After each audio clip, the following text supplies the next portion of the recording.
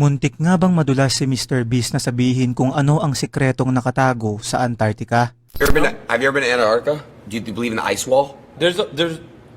Well, Yeah, he saw it too.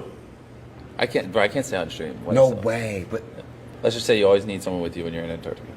are you serious? Mga kaibigan, kapag usapang hiwaga at kababalaghan, isa ang Antarctica sa mga nasa taas ng listahan. Kamakailan nga lang ay sumikat ang clip na ito ni Mr. Beast habang nasa isang podcast kasama ng isa pang sikat na content creator na si Aiden Ross. Dito ay tinanong ni Aiden Ross si Mr. Beast kung naniniwala ba siya sa tinatawag na ice wall at makikitang pinigilan niya ang kanyang sarili na ibahagi kung anuman ang kanyang nalalaman. Para sa mga hindi nakakaalam, may isang teorya patungkol sa Antarctica na ito raw ay hindi totoong kontinente na matatagpuan sa ilalim ng ating mundo, kundi isa lamang malaking ice wall o harang sa orihinal na sukat ng ating planeta. Ayon sa teoryang ito, sa labas ng ice wall na yon ay meron pang iba't ibang mga lupa at isla at isang mas advanced na sibilisasyon na tinatago lamang nila mula sa publiko. Pinaghinalaang maaaring tinatago nila ito mula sa atin dahil sobra itong pinoprotektahan ng iba't ibang gobyerno sa ating mundo na dahilan upang hindi natin kailanman mapapatunayan ang teoryang ito.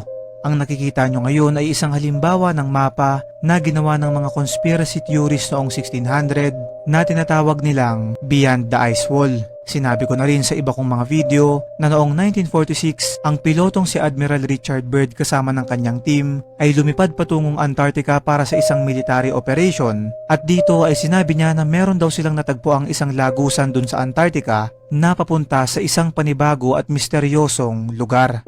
At pagkatapos ng kanilang misyon ay tila ba pinatahimik sila ng US government na wag nang pag-usapan kung anuman ang kanilang nakita at kinumpis ka rin nila ang kanyang private journal. Pero syempre kung iisipin ay tunog imposible ang bagay na to na may mga nagsasabi ring baka raw nagbibiro lamang si Mr. Beast sa kanyang mga naging aksyon at hindi na dapat ginagawang big deal.